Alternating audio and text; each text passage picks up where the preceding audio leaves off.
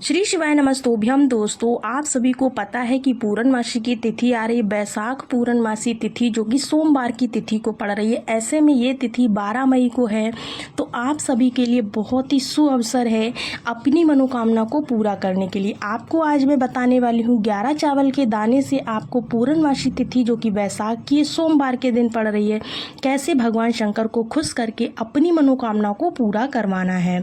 तो चलिए वीडियो को शुरू करते हैं। दोस्तों, आप सभी को मालूम है कि 12 मई 2025 यानी सोमवार को बैसाख मास की पूर्णमासी तिथि पड़ रही है। यह तिथि बैसाख महीने में अत्यंत खास और महत्वपूर्ण मानी जाती है, और ऊपर से यह पड़ रही है सोमवार के दिन आ रही है, और इसका आध्यात्मिक महत्व बहुत ही विशेष है। ऐसे में पूज्य गुरु जी ने अपनी कथाओं में बताया है कि जब बैसाख मास की पूर्णिमा तिथि सोमवार के दिन पड़ती है, तो यह एक ऐसा दुर्लभ और शुभ संयोग बनता है जो पूरे साल में सिर्फ एक बार आता है। इस दिन 11 चावल के दानों का उपाय करना है हर भक्त के लिए अनिवार्य होता है, क्योंकि यह उपाय अत्यंत फलदायी और चमत्कारी होता है। दोस्तों, हमारे चैनल को आप लोग सब्सक्राइब कर लीजिएगा और इस वीडियो को एक लाइक ज़रूर करिएगा। गुरु जी ने अपनी शिव महापुराण कथा को इस उपाय का विशेष जिक्र किया है, जिसमें उन्होंने कहा है कि इस खास दिन यह उपाय करने से भक्तों की हर मनोकामना पूरी होती है। जीवन की जितनी भी परेशानियां होती हैं, जैसे आर्थिक तंगी होना, स्वास्थ्य की समस्याएं होना, परिवार में कलह होना, अज्ञात कारण से उत्पन्न होने वाली जो भी बाधाएं होंगी आपकी, और सुख समृद्धि का आशीर्वाद प्राप्त होता ही होता है। यह उपाय इतना ज़्यादा प्रभावशाली है कि यह न केवल आपकी उपाय है दोस्तों, आपकी सभी व्यक्तिगत इच्छाओं को पूरा करता है, बल्कि आपके परिवार में शांति और समृद्धि भी लाता है। दोस्तों, आप सभी जानते हैं कि 11 चावल के दानों का यह उपाय सबसे शक्तिशाली और प्रभावशाली उपायों में से एक है। इस सोमवार यानी कि 12 मई को यह उपाय करना आपके लिए बहुत लाभकारी सिद्ध होगा। हो सकता है कि कई लोगों ने पूरे साल इस उपाय को ना किया हो, या फिर किसी कारणवश, जैसे समय की व्यवस्था के कारण, या फिर किसी भी प्रकार से उनको जानकारी नहीं हो पाई है, तो यह अवसर उनके हाथ से निकलना नहीं चाहिए। दोस्तों, यह दिन आपके लिए एक आखिरी और सुनहरा मौका लेकर आया। अगर आपने पूरे वैशाख माह में यह उपाय नहीं किया है, तो इस पूर्णमासी तिथि को इसे अवश्य करें। गुरु जी का कहना है कि इस तिथि को यह उपाय करने से आपको ऐसा फल मिलेगा जिसकी आपने कभी कल्पना भी नहीं की होगी। यह उपाय आपके जीवन की हर समस्या, चाहे वह पितृदोष हो, मंगल दोष हो, काल सर्प दोष हो, या फिर कोई अन्य अज्ञात कारण को जड़ से, यह उपाय उसे जड़ से खत्म करने में सहयोगी रहता है। तो आपको करना क्या है, पंडित जी ने अपनी हाल ही की शिव महापुराण कथा में इस उपाय को बहुत ही सरल और अच्छे तरीके से समझाया है। इस वीडियो को देखने के बाद आपको इस उपाय को समझने के लिए किसी और वीडियो को देखने की ज़रूरत बिल्कुल नहीं पड़ने वाली है। तो चलिए दोस्तों, इस उपाय को शुरू करते हैं और इसे अच्छे से समझते हैं।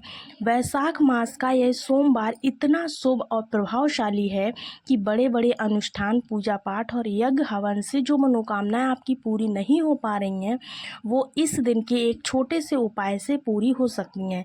कई भक्तों ने इस उपाय को आजमाया है और उन्हें इसके चमत्कारी परिणाम प्राप्त भी हुए हैं, जैसे नौकरी में तरक्की होना, व्यापार में वृद्धि होना, या फिर विवाह में आ रही बाधाओं का निवारण करना, संतान प्राप्ति, या फिर परिवार में सुख शांति की स्थापना के लिए।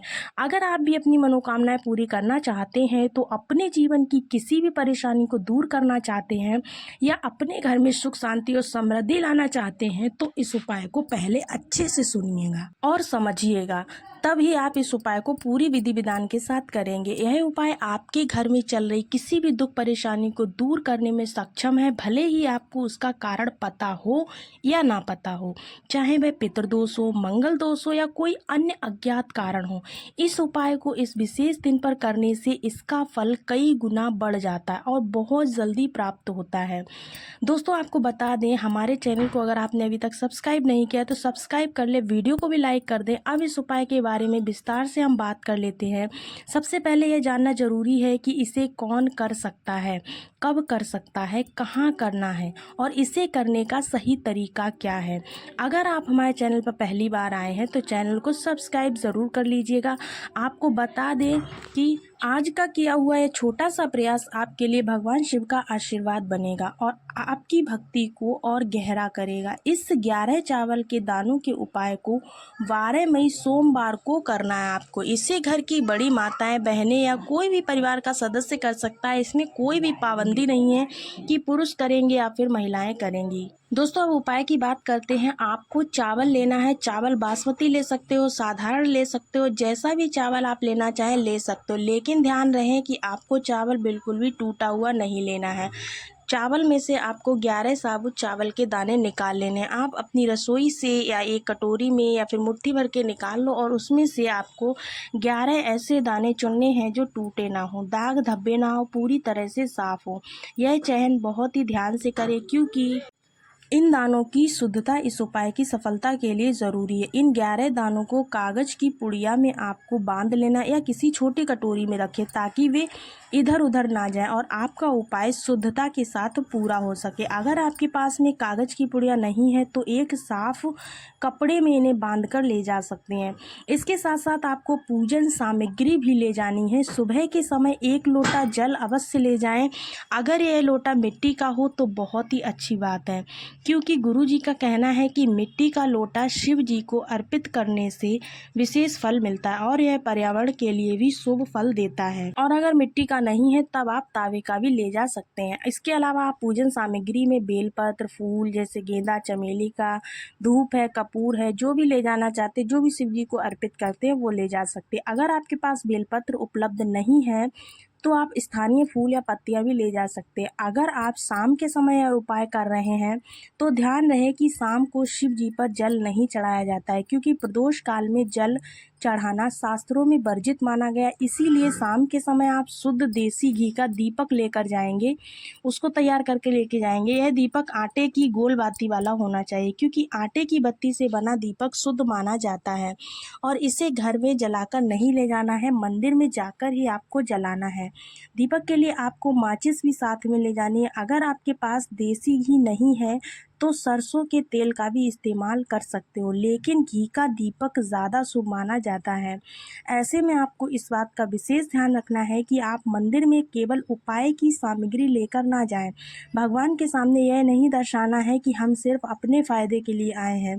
इसलिए पूजन सामग्री जैसे जल, फूल, दीपक अवश्य लेकर के जाएं। केवल उपाय के लिए मत जाएं। यह आपकी भक्ति और श्रद्धा को दर्शाता है। उपाय से पहले शुद्धता का विशेष ध्यान रखें। सुबह के समय स्नान के बाद या फिर शाम के समय आप जा रहे हैं तो शाम के समय स्नान के बाद इस शुद्ध वस्त्र पहनकर आपको इस उपाय को करना है। इस उपाय को करने के लिए आपको करना कैसे, इसके बारे में हम बात कर लेते हैं। सबसे पहले आपको अपने शिव जी की पूजा कर लेना है। जो भी पूजा अर्चना आप करते हैं वो कर लीजिएगा। मंदिर में बैठने की जगह नहीं है तो आप खड़े रहकर भी ये उपाय कर सकते हैं। अपनी कागज़ की पुड़िया या कटोरी से 11 चावल के दानों को निकालिएगा, सामने रखिएगा। अब इस उपाय को शुरू करने का समय है, तो यह उपाय आपके दाहिने हाथ की हथेली से आपको करना है, क्योंकि दाहिना हाथ शास्त्रों में शुद्ध और शक्तिशाली माना जाता है। इसीलिए इस बात का विशेष ध्यान रखें। अपने दाहिने हाथ में एक एक चावल उठाएं और शिवलिंग पर चढ़ाएं। प्रत्येक चावल के साथ श्री शिवाय नमस्तोभ्यम मंत्र बोले। पहला चावल उठाएं, श्री शिवाय नमस्तोभ्यम बोले और शिवलिंग पर चढ़ाएं। इसके साथ ही दूसरा चावल उठाएं, यही मंत्र बोले और शिवलिंग पर चढ़ाएं। इसी तरह से आपको 11 चावल के दाने एक एक करके शिवलिंग पर चढ़ाने हैं। चावल शिवलिंग पर ही चढ़ाएं। अगर वे जलाधारी पर गिर जाए तो कोई बात नहीं, लेकिन आपका ध्यान शिवलिंग पर ही होना चाहिए। प्रत्येक चावल को चढ़ाते समय अपने मन में भगवान शिव का ध्यान करें और अपनी मनोकामना को याद ज़रूर से करें। दोस्तों, अगर आपने हमारे चैनल को सब्सक्राइब नहीं किया है तो सब्सक्राइब कर लीजिए, वीडियो को लाइक करिएगा। जो 11वां चावल आप चढ़ाते हैं, चढ़ाते समय आपको अपनी मनोकामना या परेशानी जिसके लिए आप इस उपाय को कर रहे हैं, मन में या धीमे स्वर में अपने आप में बोलना है आपको। तो भगवान शिव जो हैं, भगवान शिव से प्रार्थना करना है कि मेरी आर्थिक समस्याएं दूर हो जाएं। अगर आप स्वास्थ्य के लिए कर रहे हैं तो कहें कि हे महादेव मुझे स्वस्थ रखें। जैसे ही 11वां चावल शिवलिंग पर चढ़ जाए आपका उपाय लगभग पूरा हो जाता है। इसके बाद 2 मिनट तक ओम नमः शिवाय मंत्र का जाप करें। जाप करते समय अपनी आंखें बंद करें और भगवान शिव का स्वरूप का ध्यान करें। जाप के बाद एक बार फिर अपनी मनोकामना या परेशानी को भगवान के सामने रखें और प्रार्थना करें। प्रार्थना में भगवान से आशीर्वाद मांगें कि आपकी इच्छा पूरी हो और आपके जीवन में सभी बाधाएं दूर हों। इसके बाद भगवान शिव को प्रणाम करें, उनका आशीर्वाद लें और मंदिर से अपने घर पर वापस आ जाएं। घर लौटते समय अपने मन में सकारात्मक विचार रखें और इस विश्वास के साथ जाएं कि भगवान शिव आपकी हर पुकार सुनेंगे। दोस्तों, यह उपाय इतना सरल और प्रभावशाली है कि इसे करने से आपके जीवन में सकारात्मक बदलाव ज़रूर आएंगे। इस उपाय को पूरी श्रद्धा, विश्वास और सावधानी से करने से आपकी हर मनोकामना पूरी होगी, शीघ्र ही पूरी होगी और आपके जीवन की सभी परेशानियां दूर होंगी, चाहे वे किसी कारण से हो, बहुत जल्द दूर होंगी। गुरुजी का कहना है कि इस उपाय का फल तभी मिलता है जब इसे पूरे विधि विधान और शुद्धता के साथ किया जाए। तो होप सो आपको आज का उपाय बहुत अच्छा लगा होगा। अगर उपाय आपको अच्छा लगा है तो आप वीडियो को लाइक ज़रूर कीजिएगा, कमेंट्स में हर हर महादेव ज़रूर लिखिएगा। मिलते हैं आपको एक नए वीडियो के साथ, तब तक के लिए सभी को राधे राधे। श्री शिवाय नमस्तुभ्यं।